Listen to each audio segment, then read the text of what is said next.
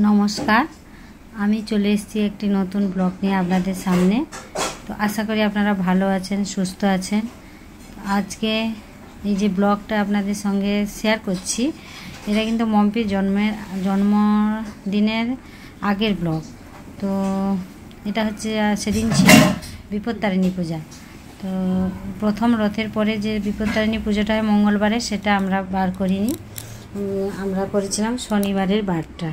তো সেই শনিবারের সকাল থেকে দেখুন আমরা স্নান টান করে মানে কাজে লেগে পড়েছি। আমি গোপালকে খেতে দিয়েছি, আমার বোন বাড়ির সবাই অফিস যাবে, রান্না করে বাজার থেকে ফুলের মালা নিয়ে চলে এসছে।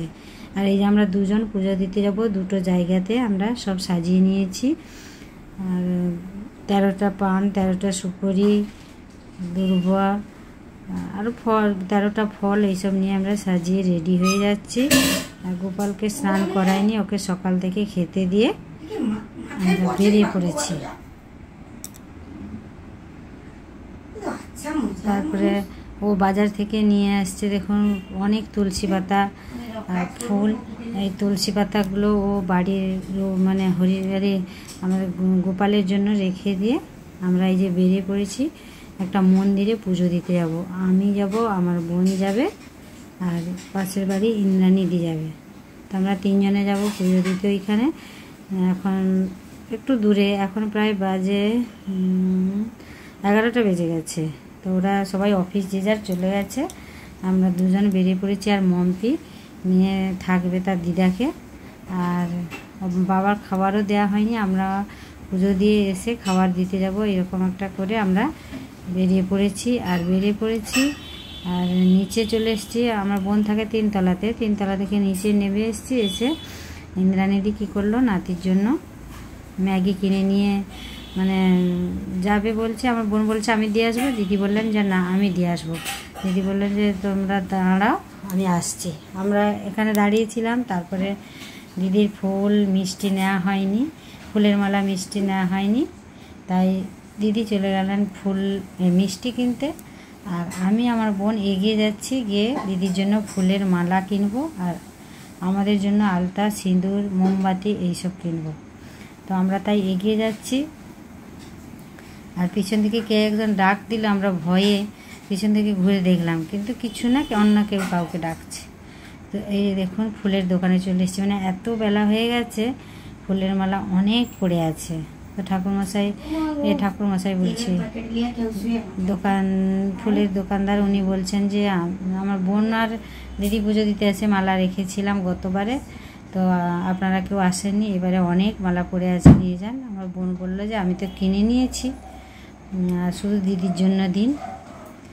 দিয়ে আমরা পুজো দিতে এসেছি। আর এইখানে এত রোদ গরম, দিদি একটা অন্য জায়গায় বসলেন, আমি আমার বোন এই মন্দিরে এইখানটায় বসে আছি। আমি তবুও একটু বসেছি, আমার বোন পুরো রোদ্দুরতেই দাঁড়িয়ে আছে। আর এখানে কিন্তু লাইন দিয়ে পুজো দেওয়া হচ্ছে। তো দেখছেন ভিড়, কিন্তু মন্দিরটা ছোট, তার জন্যই ভিড় লাগছে, কিন্তু বেশি লোক ছিল না। বেশি মানে পূজা দেওয়ার জন্য কিছুজন পুজো দিচ্ছে, কিছুজন লাইন দিয়েছে, আর আমরা বসে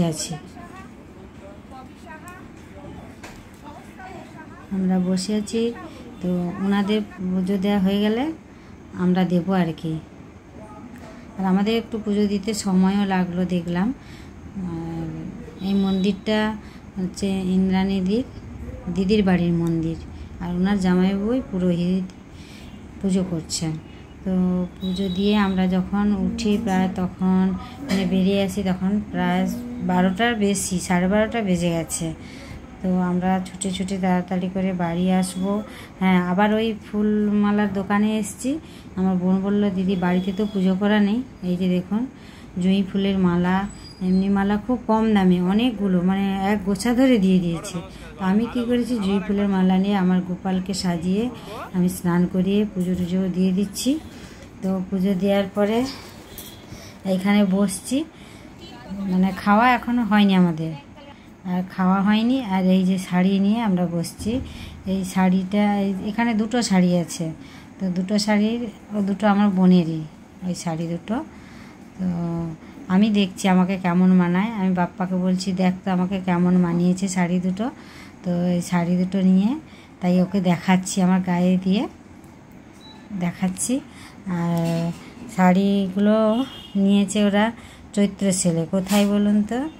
আদি ঢাকেশ্বরীতে নিয়েছে। আদি ঢাকেশ্বরীতে নিয়েছে, তখন চৈত্র সেল চলছিল, ওইখানেই নিয়েছে। তো আমারও আছে ওখানকার শাড়ি, আমার শাড়িগুলো দেখানো হয়নি। আমার বোন শাড়িগুলো সেলাই করবে বলেই ব্লাউজ কাটাতে দেবে, তাই নিয়ে এসছে। তো সেদিন আর সারাদিন আর ব্লগ করা হয়নি।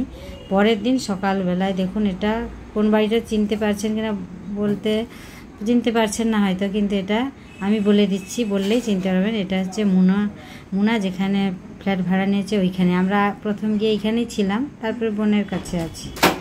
তো এটা হচ্ছে মুনার ঘরে আমরা এসেছি সকাল থেকে, দিয়ে খাওয়া দাওয়া করেছি। সকাল সকাল কিন্তু সেদিন ভাত খেয়েছি, আমি, মুনা আর মম্পি তিনজনে ভাত খেয়েছি।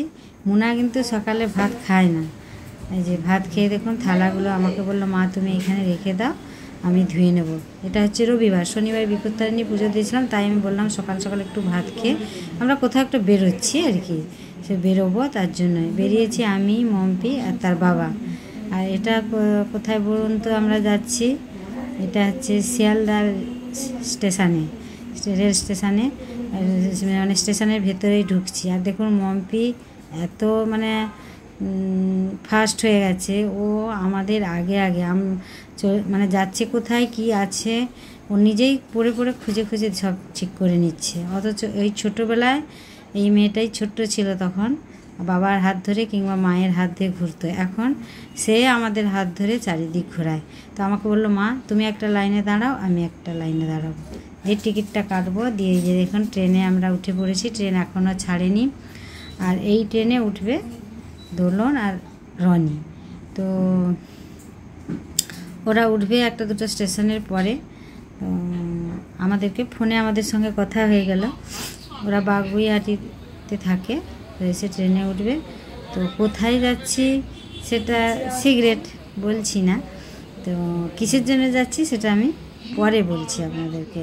তো এখন মানে ট্রেনটা ছাড়বে করছে, ট্রেন থেকে নেমে আমাদের কাজ সেরে আবার আমরা ট্রেনে উঠবো। অন্যদিকে ট্রেন যাচ্ছে, দোলন আর রনি সবাই এসেছিলো, সবাই আমরা দাঁড়িয়ে কথা বলছি। দিয়ে এটা অন্য দিকের ট্রেন, ওটা এসে দাঁড়ালো। তো দিয়ে আমরা যে যা চলে গেছি। তো আমরা বাড়ি চলে এসেছি, আসার পরেই যে দেখাচ্ছি দেখুন, আমরা গেছিলাম কোথায় জানেন? আমরা কোথায় বলছি না, আমরা গেছিলাম আমার দোকানে কিছু জিনিস আনতে, নিয়ে এসেছি দেখুন নাইটি, সবই নাইটি আর কুর্তি 4 পিস নিয়ে এসেছি। দেখছি কীরকম কি হয়, কুর্তি কোনো দিন আনি না আমি, তো এই প্রথম আনলাম, দেখছি কীরকম কি হয়। এই যে কুর্তি, এই কুর্তিটা কিন্তু আমিই নিয়েছি। তো আরগুলো মানে 4টে ছিল, 4টে আমরা 4 জনই নিয়ে নিয়েছি। আর এগুলো সব নাইটি, এগুলো নাইটি ছিল, অনেক নাইটি ছিল।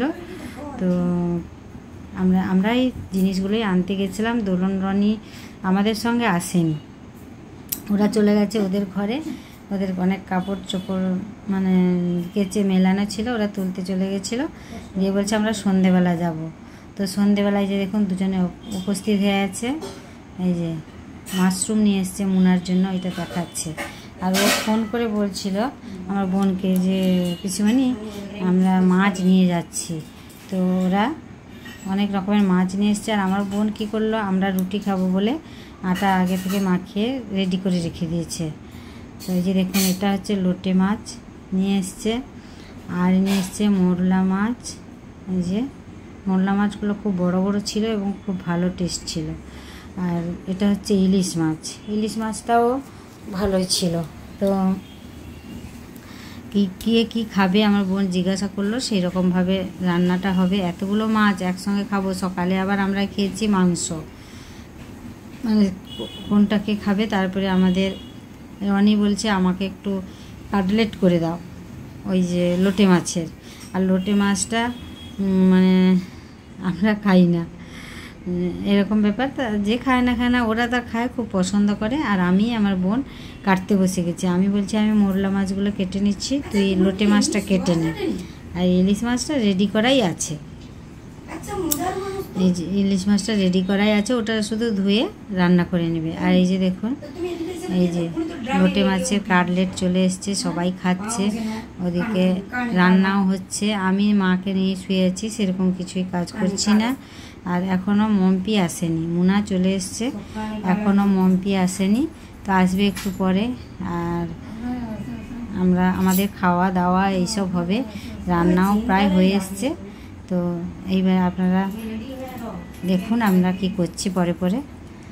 এখন সবাই খাচ্ছে লোটে মাছের কাটলেট, তো ওরা কাটলেট খাচ্ছে, এদিকে আমার বোন রান্না করছে। কি করছে রান্না বলুন তো? মোরলা মাছের ভাজা আর লোটে মাছের ঝুড়ো একটা কীরকম তরকারি। তো লোটে মাছটা আমি খাই না, আমার মম্পি মুনা এরাও খায় না। আর ইলিশ মাছের তেল ঝাল, এইসব এখন রান্না হচ্ছে। তো আর আমি কিন্তু ভাত খাবো না, আমাদের ও ভাত খাবে না, বাবাও খাবে না। তো আমাদের জন্য রুটি হবে, আমরা রুটি খাবো, মা সেদ্ধ ভাত খাবে, এইসব রান্না করছে। তো আর ভিডিওটা আমি এখন ভিডিওটা আমি শেষ করব। এখন বাজে প্রায় রাত্রি 11টা। আপনারা ভালো থাকবেন, সুস্থ থাকবেন। আমার ভিডিওটা ভালো লাগলে আপনারা লাইক, কমেন্ট, শেয়ার ও যারা নতুন সাবস্ক্রাইব করবেন, আমার সঙ্গে থাকবেন। শুভরাত্রি, নমস্কার।